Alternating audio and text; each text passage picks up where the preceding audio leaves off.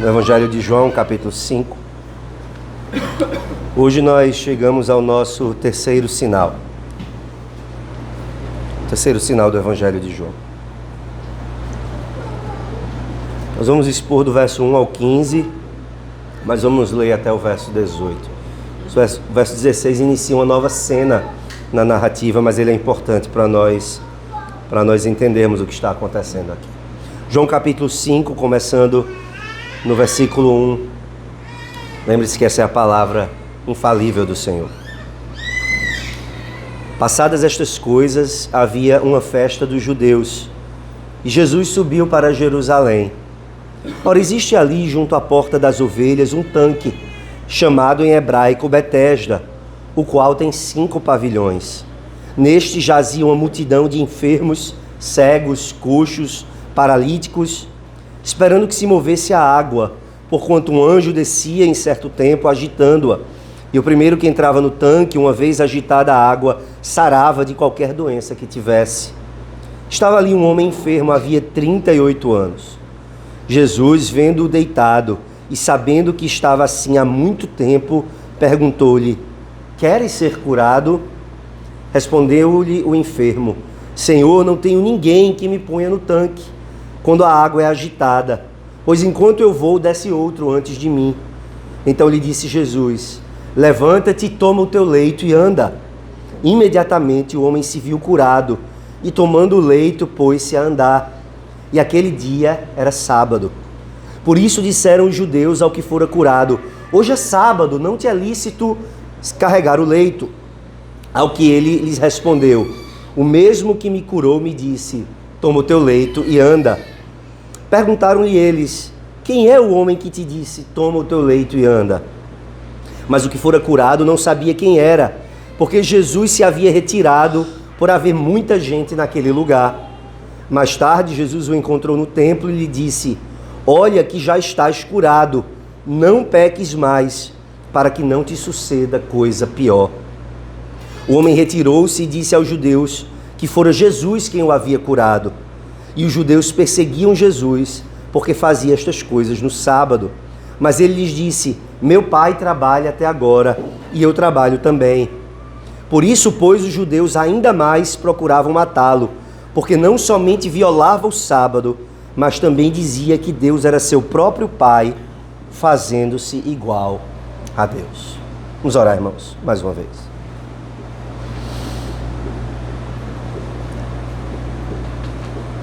Senhor, nós dependemos do Teu Santo Espírito para termos uma compreensão verdadeira da Tua Palavra, para termos um entendimento transformador, Senhor, das Escrituras. O nosso desejo, Senhor, não é apenas ouvir, mas praticar aquilo que a Tua Palavra ensina, crer e observar tudo aquilo que o Senhor nos ordena. O nosso desejo, Senhor, é de fato ser mudados por Tua Palavra e por Teu Espírito. E por isso nós clamamos a Ti, Senhor, que o Teu Espírito ilumine os olhos do nosso entendimento, para que nós possamos contemplar a glória, a autoridade, a divindade, a majestade do nosso Senhor Jesus Cristo, em quem nós cremos, a quem nós amamos e a quem nós servimos. É no nome dele que nós oramos, Senhor. Amém. Irmãos, em muitas culturas, e até mesmo na nossa, existe, em algumas áreas, existe o costume de um filho seguir a vocação, a profissão, o ofício de seu pai. Em algumas culturas, se você é pescador, seu filho vai ser pescador. Se você é médico, seu filho vai ser médico. Aqui no Brasil, se você encontrar um advogado de sucesso, um jovem advogado de sucesso, você pode apostar que o pai dele é advogado. Ainda é costume que nós sigamos, em certa medida, em algumas áreas, a vocação, o ofício dos nossos pais. Jesus era carpinteiro, porque esse era o ofício de seu pai, José. Então, aquilo que nós fazemos revela de quem nós somos filhos em uma certa medida. E nessa passagem, Jesus faz algo que deixa clara a sua identidade como filho de Deus. Essa passagem nos mostra como as obras que Jesus faz, e especificamente esse terceiro sinal, revelam de forma muito clara que ele é o Filho de Deus. Essa passagem ela fala sobre vários temas em paralelo. Ela fala da situação de desamparo desse homem que Jesus vai curar. Ela fala sobre a oposição dos judeus diante daquilo que Jesus faz e, sobretudo, por causa do dia em que Jesus faz esse sinal. Mas, acima de tudo, essa passagem ela nos revela o caráter e a autoridade de Jesus como Criador e legislador. Essa passagem nos revela que Jesus é aquele que tem autoridade, porque ele é o próprio Criador e ele é o próprio legislador. É importante, irmãos, nós lembrarmos um pouco do lugar dessa narrativa entre os sinais de Cristo. Lembrem-se que nós dissemos que João, ele dá uma importância muito grande aos sinais. Ele escolhe poucos sinais para relatar, são 6 sinais nos capítulos 1 a 11, e um grande sinal no final do livro, mas João escolhe a dedo os sinais que ele vai relatar. E os teólogos chamam os capítulos 1 a 11 ou 1 a 12 do livro dos sinais. E João escolhe cada um desses sinais porque eles revelam algo sobre a pessoa de Jesus Cristo. Se você se lembra, o primeiro sinal, a transformação da água em vinho, é um sinal de que Cristo é o Messias, aquele que vem inaugurar a era messiânica. O banquete do Messias que havia sido profetizado no Antigo Testamento está sendo preparado e servido agora com a vinda do Senhor Jesus Cristo. O segundo sinal que nós expusemos da última vez, no capítulo 4, final do capítulo 4, a cura daquele oficial, do filho do oficial do rei, revela o poder da palavra de Jesus. Jesus à distância, sem precisar ir até onde o menino estava, Jesus com a sua palavra estabelece a cura, realiza a cura. E nós vimos que isso nos ensina algo sobre onde a nossa fé deve repousar. Agora, o sinal que nós temos diante de nós, ele acrescenta 2 aspectos que já haviam sido sugeridos anteriormente, mas que agora vão ser enfatizados. O primeiro desses aspectos é a própria autoridade divina de Jesus. Se nós fôssemos expor João sequencialmente, vocês iam ver, e você pode ler em casa o resto do capítulo, que o que começa depois desse sinal é uma longa discussão e um longo discurso de Cristo sobre a sua autoridade divina. E esse é um dos capítulos mais difíceis, talvez, de toda a Escritura, porque ele revela, ao mesmo tempo, a distinção de pessoas entre o Pai e o Filho, mas também a unidade que existe entre essas duas pessoas divinas. É um capítulo extremamente glorioso quando nós estudamos a doutrina da Trindade, mas também extremamente difícil, porque Jesus estabelece aqui a sua autoridade como o próprio Deus. Então esse é um dos aspectos importantes desse milagre, a autoridade divina de Jesus. Um segundo aspecto que já foi sugerido anteriormente, mas que agora vai começar a receber muito mais importância no Evangelho, é a oposição dos judeus a essa autoridade de Cristo. Lembre-se que o Evangelho começa dizendo: ele veio para os que eram seus, mas os seus não o receberam. E vai ficando cada vez mais clara essa oposição do povo de Deus, essa rejeição de Jesus, que vai culminar lá no capítulo 6, quando depois do próximo sinal, a multiplicação dos pães e peixes, depois daquele sinal e depois do longo discurso de Jesus, a maioria dos discípulos vai abandoná-lo. Então, esse terceiro sinal junta esses dois temas, a autoridade divina de Jesus e a oposição dos judeus a essa autoridade. O que é que esse texto, então, nos ensina de forma resumida? O que o Espírito Santo, irmãos, quer nos ensinar nesse texto é que Jesus, o Filho de Deus, demonstra a sua autoridade divina ao renovar a integridade da criação e restabelecer a bondade da sua lei. O Filho de Deus demonstra a sua autoridade divina ao renovar a integridade da criação e restabelecer a bondade da lei. O texto a narrativa se divide naturalmente em duas cenas. Do verso 1 até o início do verso 9, nós temos o próprio milagre acontecendo. E a partir da segunda metade do verso 9 até o fim, nós temos os resultados ou as repercussões desse milagre. Então nós vamos dividir o nosso sermão nessas duas sessões.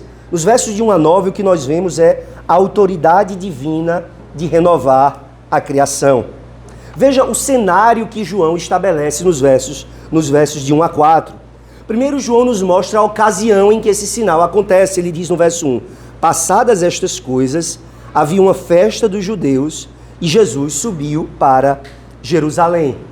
Há uma festa judaica não identificada, e ela não é identificada porque João não quer que a gente faça nenhum tipo de associação com o significado da festa. Em outros lugares, João vai dizer qual é a festa porque ele quer que a gente faça uma associação entre as palavras de Cristo, as obras de Cristo e a festa que está acontecendo. Aqui ele omite qual é a festa porque ela não tem importância para o significado teológico do sinal. Mas há uma festa e Jesus vai até Jerusalém. É a segunda vez que ele sobe para Jerusalém nesse evangelho. Jesus sobe para Jerusalém para participar daquela festa judaica. Onde é que esse sinal acontece? João nos diz que havia um tanque chamado, perto da Porta das Ovelhas, chamado o Tanque de Betesda. Curiosamente, algumas décadas atrás, esse tanque foi encontrado em escavações arqueológicas. Na parte norte de Jerusalém foi achada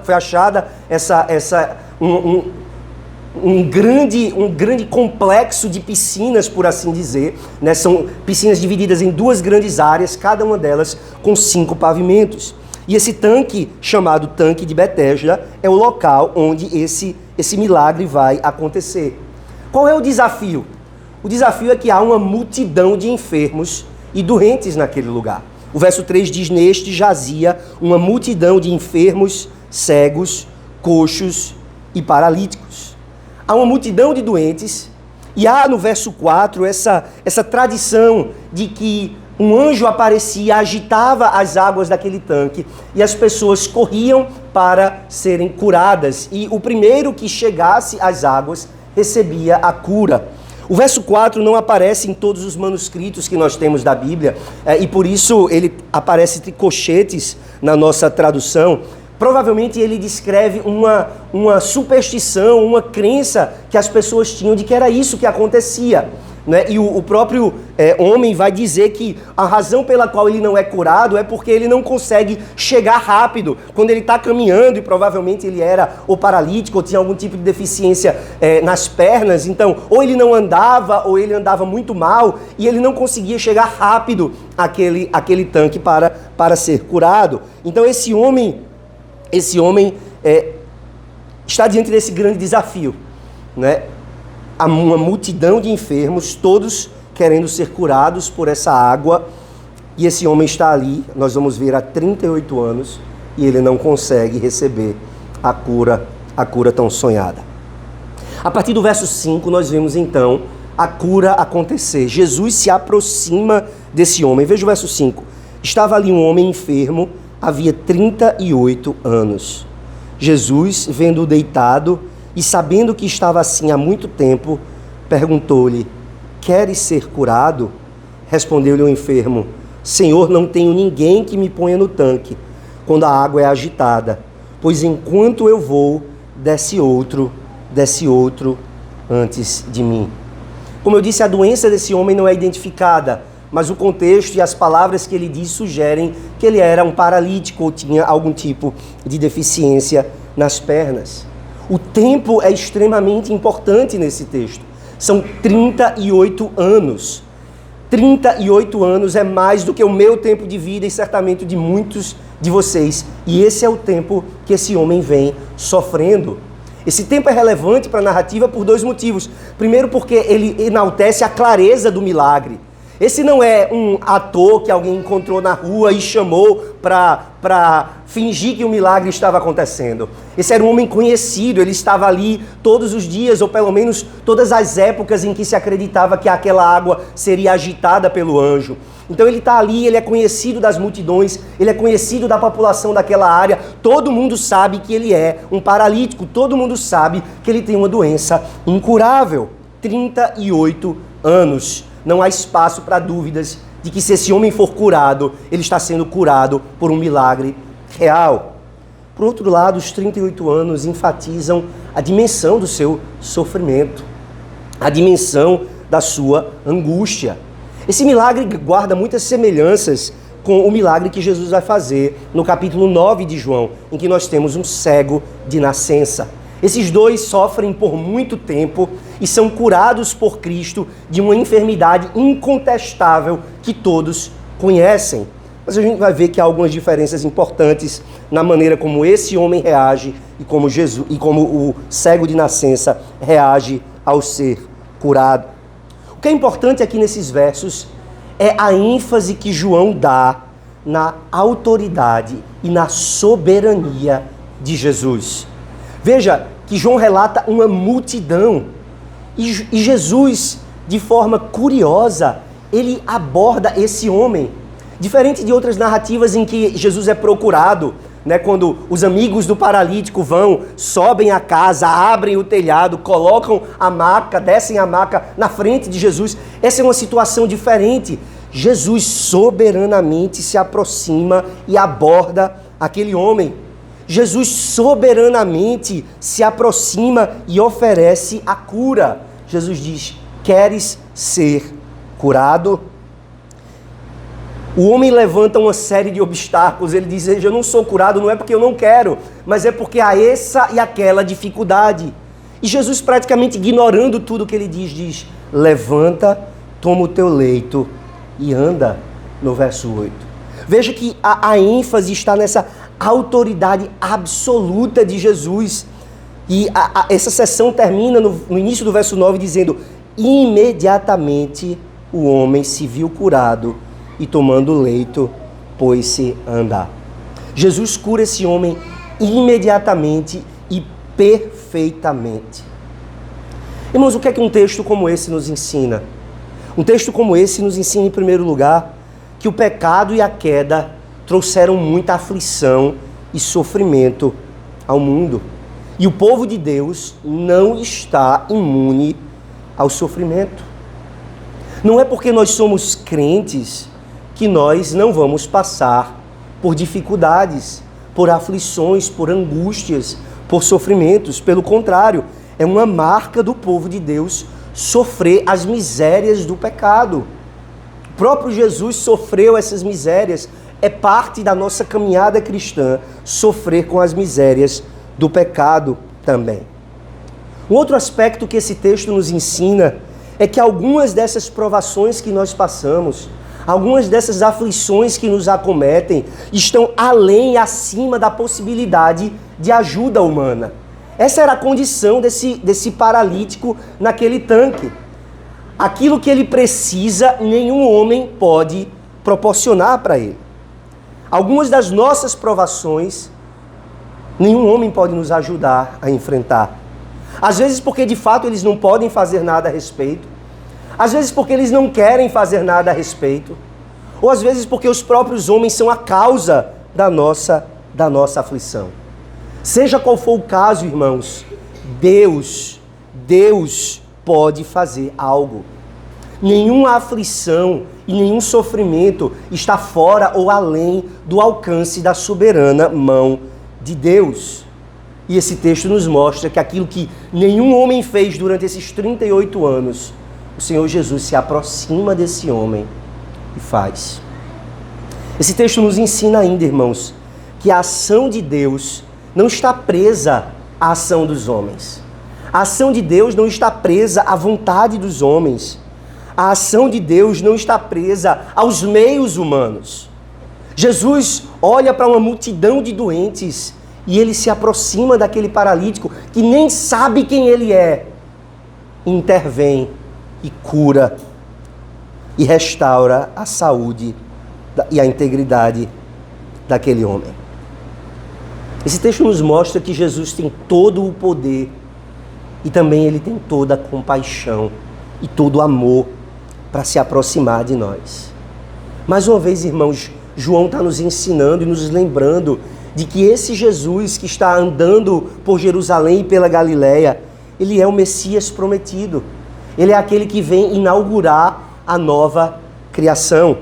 Muitos comentaristas apontam para esse sinal como um cumprimento da profecia de Isaías, capítulo 35, versículo 6, que diz: os coxos saltarão como servos, e a língua dos mudos cantará, pois águas arrebentarão no deserto e ribeiros no ermo. Não é a água do tanque de Betesda que cura esse homem, mas são as águas que arrebentam com a vinda do Messias. Essas águas fazem o coxo saltar. E é exatamente a autoridade, a compaixão, o amor, o poder de Jesus que faz tudo isso. Meus irmãos, qual é o sofrimento que atormenta você? Qual é a aflição que você tem, que você carrega, talvez por muito tempo? Talvez essa aflição esteja além de qualquer possibilidade humana de ajuda. Talvez os médicos digam que não há o que fazer quanto a isso. Talvez, de fato, humanamente falando, não haja solução para o teu sofrimento. Mas aquilo que está além da possibilidade humana de ajuda não é impossível para Deus. Por isso nós podemos nos aproximar dele. E como diz o apóstolo Pedro, nós podemos lançar diante dele as nossas ansiedades, porque ele tem cuidado de nós.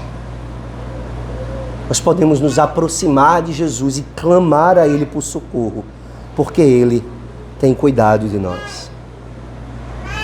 Mas há algo mais importante, talvez, para nós pensarmos sobre esse texto. É como os nossos sofrimentos devem elevar os nossos olhos deste mundo para a nova criação. Vejam que o que Jesus está fazendo aqui é só um sinal. Há uma multidão de paralíticos que permanecem paralíticos. Há uma multidão de enfermos que permanecem enfermos. O que Jesus faz com esse homem é um sinal daquilo que ele vai fazer em maior proporção quando a consumação dos séculos chegar.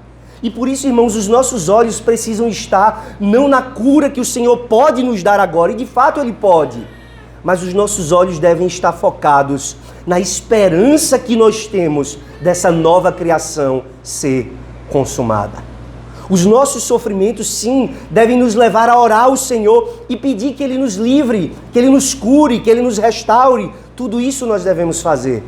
Mas mais importante, nos nossos sofrimentos, os nossos olhos devem se elevar além dessa terra, além desses sofrimentos, e devem chegar até a glória. O puritano Thomas Watson diz, com as suas sempre belas palavras, ele diz: as aflições cooperam para o nosso bem, porque elas abrem o caminho para a glória. Não que as nossas aflições nos tornem merecedores da glória, mas elas nos preparam para a glória. Ele continua e diz o seguinte: assim como o pintor pinta com ouro sobre cores escuras, Deus primeiro coloca as cores escuras da aflição e em seguida Ele coloca a cor dourada da glória. Assim nós vemos, ele diz, que as aflições não são prejudiciais, mas benéficas para os santos. Não devemos olhar tanto para o mal da aflição, mas para o bem. Não tanto para o lado escuro da nuvem, mas para a luz. E ele diz algo que é fascinante. A pior coisa que Deus faz a seus filhos é açoitá-los até o céu. A pior, entre aspas. Por meio das aflições, Deus como que nos açoita até o céu. Será que você tem usado os seus sofrimentos como um meio para enxergar a glória que espera você? Será que você tem pensado de fato nas suas aflições como açoites de Deus, não para destruir a sua vida, mas para te conduzir até as mansões celestiais? Irmãos, é para isso que o sofrimento nos serve. Mas essa narrativa não nos mostra apenas a autoridade divina de Jesus de renovar a integridade da criação. Ela também nos ensina, a partir do final do verso 9, sobre a autoridade divina de Jesus de restabelecer a lei. Veja que João acrescenta agora, como quem não quer nada, ele escondeu um detalhe muito importante de toda a narrativa. O final do verso 9 diz: aquele dia era sábado. E aí começa uma grande controvérsia, porque a tradição dos judeus dizia que havia 39 atividades que um homem não podia fazer nos sábados. E essa era é uma atividade, são 39 atividades listadas no Talmud, e uma delas é: um homem não pode carregar uma cama no dia de sábado. E o que é que Jesus manda esse homem fazer? Levanta, toma o teu leito e anda. Os judeus se aproximam, e em vez de ficarem impressionados com esse homem coxo há 38 anos, que agora se levanta e tem força para carregar a sua cama, em vez de se alegrarem e de exaltarem o nome de Jesus, eles encrencam com o fato de que esse homem está carregando o seu leito. Eles não acusam Jesus diretamente, eles acusam o homem. E o homem faz algo curioso. Veja o que diz a partir do verso 10. Disseram os judeus ao que fora curado: hoje é sábado, e não te é lícito carregar o leito. Ao que ele lhes respondeu: o mesmo que me curou me disse: toma o teu leito e anda. Há uma certa ironia nesse texto, e há um certo cinismo da parte desse homem o tempo todo na narrativa. Se você pudesse ir para o capítulo 9 e comparar a atitude desse homem com a atitude do cego que é curado, você vai ver a diferença. O cego, ele tem uma atitude totalmente clara de devoção a Jesus e de compromisso com Jesus, e em nenhum momento ele vacila. Ao passo que esse homem aqui parece que ele está tentando se esquivar do problema. Ele foi curado por Jesus, ele sabe que vai enfrentar a oposição dos judeus, e o que ele faz? Ele joga a culpa para Jesus. Veja, ele mandou eu fazer isso, ele que me curou. A ambiguidade moral desse homem é tão clara nesse texto que ele não sabe nem o nome do homem que o curou, né? Quem foi que fez essa cura? Eu não sei. Né? Há um certo cinismo da parte dele, né, que permeia todo esse texto. Ele apresenta evasivas, ele repassa a culpa para Jesus. Ele não dá sequer o trabalho de perguntar quem é esse homem que o curou. Mas a acusação que os judeus fazem contra ele também se volta contra Jesus. E é isso que o resto do capítulo 5 vai enfatizar. E por que se volta contra Jesus? Porque pior do que quebrar a lei, diz o próprio Jesus no Evangelho de Mateus, pior do que quebrar a lei é ensinar as pessoas a quebrar a lei. Então, se esse homem está quebrando a lei porque Jesus o ensinou a quebrá-la, Jesus é culpado de um pecado ainda maior. Jesus, aparentemente, está ensinando os homens a violar a lei de Deus. Mas é claro que Jesus não está ensinando ninguém a violar a lei. Pelo contrário, Jesus está estabelecendo a bondade da lei. Jesus está estabelecendo o caráter santo da lei. E o que ele está fazendo é remover as cercas que foram indevidamente colocadas pelos fariseus. Os líderes judeus acrescentaram tradições que não estão na palavra de Deus para proteger o mandamento do sábado. E ao fazer isso, eles transformaram o sábado, que era um dia de deleite, num dia de tragédia, num dia de fardo, num dia de canseira, num dia de confusão. Perceba que a atitude esperada desses homens era ver que, ao curar alguém no sábado, Jesus está mostrando que ele está inaugurando a era do Messias. E em vez de louvarem a Deus pela chegada desse Messias, em vez de louvarem a Deus pela visitação divina que eles estão recebendo, eles estão encrencando por causa da quebra de uma tradição. Eles entenderam tudo errado. O sábado deveria apontar para a chegada de Cristo. O sábado deveria ser um dia em que eles meditassem nas promessas de Deus e na esperança que eles tinham de que uma nova criação seria estabelecida. Mas em vez de se focarem nessa nova criação que está chegando na pessoa de Jesus, eles se concentram na quebra das suas tradições. Enquanto eu pensava sobre a atitude desses judeus nessa narrativa, eu me lembrei de algo que acontecia quando nós éramos crianças, eu e meu irmão, e nas férias, às vezes, meu pai nos levava para a praia e para algum lugar diferente. E às vezes às vezes meu irmão, nós, em vez de querermos ir para aproveitar aquele lugar diferente que a gente estava, aproveitar a piscina do hotel, aproveitar a praia, fazer os passeios, A gente queria ficar dentro do quarto do hotel, assistindo os mesmos canais que a gente tinha em casa. E a atitude desses judeus parece muito com essa atitude de você não entender onde você está. E em vez de se preocupar, de se deleitar com aquilo que Deus está fazendo agora, nesse novo tempo que é representado pela chegada do Messias e pelos seus sinais, os judeus continuam querendo fazer as mesmas coisas e acrescentar as mesmas tradições humanas aos mandamentos divinos. Irmão, Jesus aqui, ele remove as cercas do legalismo e assim restabelece a bondade da lei. Ele remove as cercas do legalismo e restabelece a bondade da lei e a bondade do quarto mandamento. Lembre-se, irmãos, que o quarto mandamento não foi excluído da vida cristã. O dia de sábado continua sendo o nosso dia de descanso, o nosso dia de adoração. O que foi mudado foi o dia em que esse sábado acontece. Até a vinda de Jesus e a sua ressurreição, o sábado era o 7º dia da semana. Mas desde a ressurreição de Cristo, que aconteceu no primeiro dia da semana, o sábado, que significa descanso, o sábado foi mudado para o primeiro dia. E é por isso que nós guardamos o domingo como o sábado cristão. O dia foi mudado, a obrigação não foi mudada. O mandamento não foi alterado. O dia em que esse mandamento é cumprido foi alterado. Mas nós continuamos tendo de guardar o dia do Senhor. E o que é importante nós pensarmos quando nós pensamos sobre a guarda do dia do Senhor? Há muitas coisas que nós precisamos meditar para aprendermos a guardar bem o dia do Senhor. Mas a mais importante delas, eu creio, irmãos, é nos lembrar de que o sábado é um dia de deleite. Essa é a promessa que o Senhor faz em Isaías capítulo 58. Se chamares o sábado deleitoso, santo dia do Senhor, e guardares os teus pés de profanar o sábado, então te deleitarás no Senhor. É um dia de deleite, é um dia de prazer, e nós devemos guardar esse dia dessa forma, irmãos. Como é que seus filhos entendem o sábado? Como é que os seus filhos entendem o dia do Senhor? Será que eles entendem o dia do Senhor como o dia em que papai fica de cara feia e diz que eu não posso fazer nada?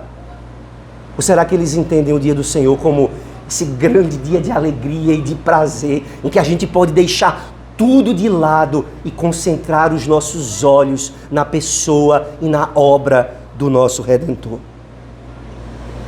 O sábado é um dia de deleite. Esse texto também nos lembra de que o sábado é um dia de fazer o bem. O sábado é um dia de fazer o bem. Esse é o dia em que nós sim descansamos. Esse é o dia que sim nós adoramos. Mas esse também é um dia que nós devemos usar para fazer obras de misericórdia, praticar a hospitalidade, receber nossos irmãos, receber pessoas que talvez visitem a igreja, socorrer os necessitados, ajudar aqueles que precisam, visitar os doentes. Tudo isso pode e deve ser feito no dia de sábado. Lembre-se que esse sábado é o dia do Senhor. É um dia de pensar, de meditar na obra e na pessoa de Jesus Cristo. Esse é o foco do dia, irmãos. E quando nós entendemos o foco do dia, todas essas perguntas sobre o que pode e não pode ser feito no dia do Senhor, elas se tornam mais fáceis de ser respondidas. O que é que pode ser feito nesse dia? Tudo aquilo que me ajuda a contemplar a glória do meu Redentor. O erro dos judeus foi não perceber isso. O Redentor está na frente deles, curando, mostrando a sua autoridade divina, mostrando que Ele é o Verbo que se fez carne e habitou entre nós, e eles não conseguem ver a beleza e glória de Jesus Cristo. Nós precisamos aprender a ver a beleza e glória de Jesus Cristo, especialmente no dia do Senhor. O texto termina ainda com Jesus restabelecendo a bondade da lei, mas o que Jesus faz agora é um pouco diferente. Ele vai reafirmar o uso cristão da lei. Vejam o que ele diz no verso 14. Mais tarde, Jesus o encontrou no templo e lhe disse: olha que já estás curado, não peques mais, para que não te suceda coisa pior. O homem retirou-se e disse aos judeus que fora Jesus quem o havia curado. Vejam, irmãos, que Jesus em nenhum momento revoga a lei. Vejam que Jesus em nenhum momento diz ao homem, vá e viva como quiser. Pelo contrário, esse homem não ligou de perguntar quem era Jesus e Jesus volta a ele. Porque ele recebeu a cura, mas parece que ele ainda não recebeu aquilo que ele de fato necessita. Ele continua cínico, ele continua tratando Jesus com menosprezo, ele nem se deu ao trabalho de perguntar o nome dele. Jesus volta a ele no templo e fala com ele. E Jesus lhe dirige palavras mais importantes do que levanta-te, toma o teu leito e vai para a tua casa. Jesus diz, olha que já estás curado, não peques mais, para que não te suceda coisa pior. Jesus está advertindo esse homem de que existe um sofrimento muito pior do que ser coxo ou paralítico. Existe uma dor muito maior do que a dor de sofrer com uma enfermidade nessa vida. Que dor é essa? O resto do capítulo 5 vai nos falar claramente que há um dia de juízo final. Veja o verso 25, o verso 24. Em verdade vos digo, quem ouve a minha palavra e crê naquele que me enviou, tem a vida eterna. Não entra em juízo, mas passou da morte para a vida. Em verdade vos digo, que vem a hora e já chegou, em que os mortos ouvirão a voz do Filho de Deus, e os que a ouvirem viverão. Agora vá para o 28. Não vos maravilheis disto, porque vem a hora em que todos os que se acham nos túmulos ouvirão a sua voz e sairão, os que tiverem feito o bem para a ressurreição da vida, e os que tiverem praticado o mal para a ressurreição do juízo. Jesus anuncia a esse homem, a cura só resolve uma parte muito pequena do seu problema. Se você continuar no pecado, há algo muito pior que aguarda você. Há uma ressurreição para a vida, mas há também uma ressurreição para a morte. Irmãos, nós precisamos meditar solenemente, reverentemente nessas realidades. Tanto a realidade da glória dos céus que nos espera, como a realidade terrível do juízo eterno, do sofrimento consciente e inacabável que é o inferno. Nós não devemos falar do inferno com leveza, com brincadeiras, nem mesmo com alegria, mas nós devemos falar do inferno com solenidade, com sobriedade e com coração temeroso por aquelas pessoas que estão sem Cristo, por aquelas pessoas que não conhecem o nome de Jesus, que não confiam nele para a salvação. Meus irmãos, nós precisamos falar para essas pessoas como Jesus fala para esse homem aqui. Olha, o que você mais precisa não é a cura de uma doença, não é uma restauração do casamento, não é ter um relacionamento melhor com seus filhos, não é ter um emprego melhor, não é um salário melhor, não são bens materiais. Você pode ter tudo isso, e se você não receber o perdão de pecados, algo muito pior te espera. Algo muito pior te espera. Jesus nos lembra nessas palavras que Ele é tanto Salvador quanto Senhor. Ele curou o homem e agora Ele volta para o homem para dizer a ele que ele precisa resolver um problema maior do que a doença, o problema do pecado. Jesus lembra que o julgamento final é real e está chegando. E essas palavras de Jesus nos lembram, irmãos, que as suas ameaças são tão importantes quanto as promessas de bênção. Porque as ameaças que Deus faz na sua palavra, elas produzem nos fiéis um temor e nos fazem sair do caminho mau e entrar num caminho direito. Quando nós lemos as ameaças da Escritura, nós que temos fé em Cristo, nós não dizemos, isso não é para mim, isso é para os ímpios. Pelo contrário, o nosso coração treme, porque nós somos lembrados, não podemos viver no caminho de pecado, porque senão um juízo verdadeiro nos espera.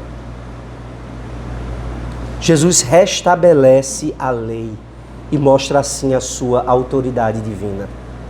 Não apenas tirando as cercas do legalismo, mas também reafirmando a utilidade da lei.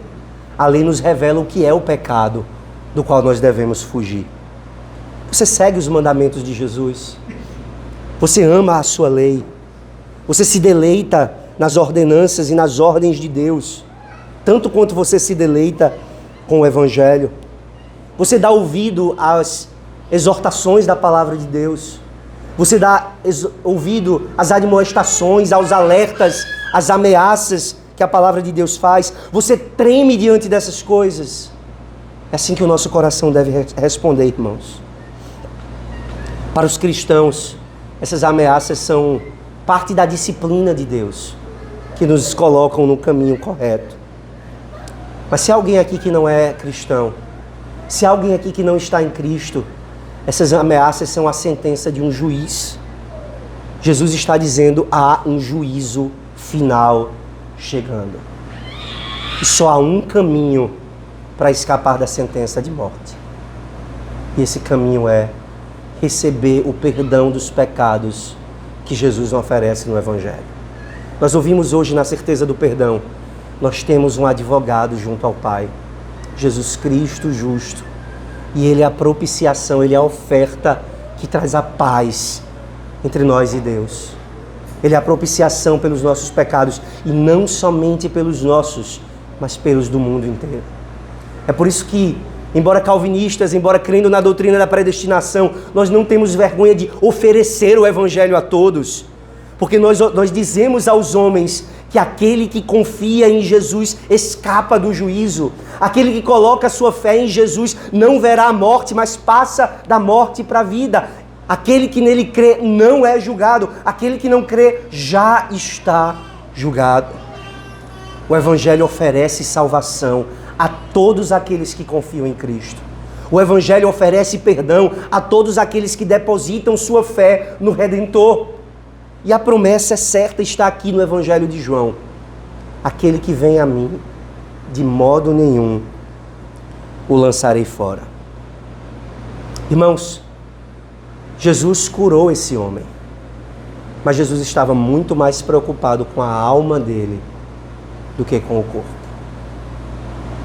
Essa semana que passou, nós perdemos uma pessoa muito querida para o mundo reformado.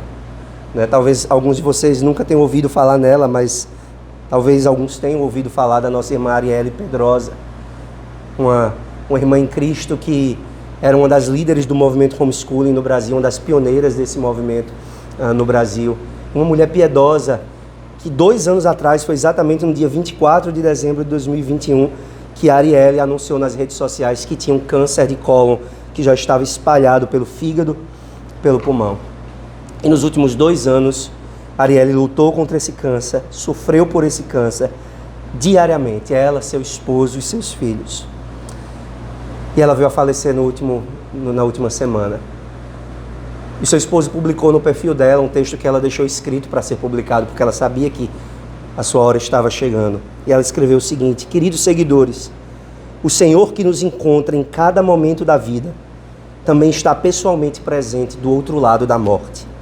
Ele mesmo segurou minha mão em todos os momentos em que estive aqui e não soltou nenhum minuto enquanto meu corpo parava de funcionar e minha alma se desapegava dele para ser recebido na glória. Não precisa ficar com medo. Não há temor quando a bondade do Deus Todo-Poderoso te cerca e você escuta os santos anjos louvando ao dono da vida, que alegremente recebe em seus braços de amor mais um dos seus filhos. Mais um daqueles que não merecem estar ali, mas foram comprados por valor altíssimo com o precioso sangue de Jesus. Agora estou aliviada dos meus fardos e dores, me preparando para também louvar ao meu Deus pela eternidade. Nós oramos muito por Arielle. O nome dela está na nossa reunião de oração desde o dia que nós recebemos essa notícia. Nós pedimos ao Senhor que a curasse.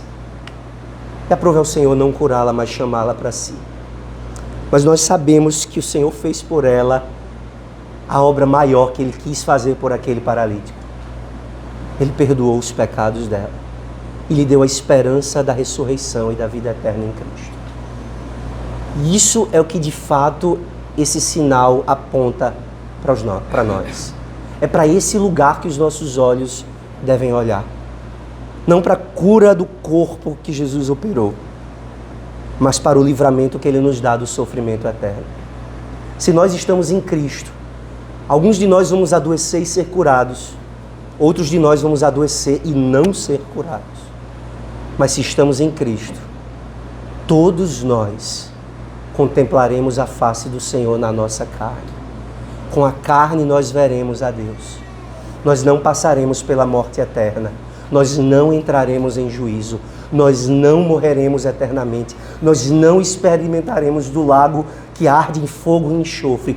Mas nós desfrutaremos da presença gloriosa e graciosa de Deus por toda a eternidade. E naquele lugar e naquele dia, os nossos corpos estarão íntegros. Ainda que tenhamos passado pela morte, qualquer que seja, pelo câncer, pela doença, por um acidente, o nosso corpo vai estar íntegro. Nenhum coxo, nenhum manco, ninguém com problema no fígado. Todos nós de corpo inteiro na ressurreição, louvando ao Senhor junto com os seus santos anjos por toda a eternidade. Jesus nos adverte nessa manhã: não peques mais, para que não te suceda coisa pior. Mas, se você pecar, há um lugar para onde você pode correr. Corra para Jesus Cristo e encontre nele perdão e salvação. Jesus renova a integridade da criação. Jesus reforça e restabelece a bondade da lei de Deus. E é isso que Ele nos ensina a fazer, a crer e praticar nessa manhã. Crer na sua obra de perdão, crer na sua obra de redenção e viver de acordo com a sua vontade. Irmãos, que nós possamos crer no Filho de Deus, que a nossa fé seja renovada nessa manhã, que nosso prazer de seguir a sua lei, não só o quarto mandamento, não só o dia do Senhor, mas fazer toda a vontade de Deus, fugir do pecado, rejeitar o pecado, mortificar o pecado, que seja essa a nossa busca diária. Amém. Vamos orar. Nós te bendizemos, Senhor, pelas palavras de vida que o Senhor nos anuncia no Evangelho. Nós te bendizemos pelas advertências que nós recebemos, pelos alertas de que não devemos viver no pecado, pelos alertas de que devemos fugir da ira vindoura, pela advertência, Senhor, de que aquele que rejeitar o Filho, rejeita a vida. Pai, nós oramos agradecidos porque o Senhor nos deu a fé em Cristo. Porque o Senhor nos deu não o dom da cura a todos, mas certamente o dom da salvação a todos nós que estamos em Cristo. Te agradecemos, te louvamos e te pedimos, Senhor, por tantos parentes e amigos que nós temos, que permanecem na escuridão do pecado, sofrendo, Senhor, não por serem coxos e paralíticos, mas sofrendo por estarem debaixo da Tua ira. Ó Senhor, tem misericórdia de tantos na nossa casa, de tantos na nossa família estendida, de tantos no nosso círculo de amigos de trabalho, de escola, que talvez tenham a saúde íntegra, Senhor, mas cuja alma está caminhando a passos largos para o inferno. Tem misericórdia, Senhor, e traz salvação. Faz com que a luz do Evangelho brilhe nas nossas famílias e entre os nossos amigos. Que o Teu perdão, Senhor, alcance tantos, muitos, e que eles possam ver a glória de Cristo e do Seu Evangelho. Ó Senhor, Nós oramos para que o Senhor nos ajude, para que no nosso sofrimento nós não murmuremos, não reclamemos, mas possamos seguir o exemplo dos santos que usam o sofrimento, Senhor, como açoites para a glória. Ajuda-nos, Senhor, a sofrer bem e a no nosso sofrimento olhar não para o lado escuro, mas para a luz da vida e para a glória que o Senhor nos promete. Ajuda-nos, Senhor, para que os nossos olhos estejam sempre voltados para Cristo. Em nome de quem oramos. Amém.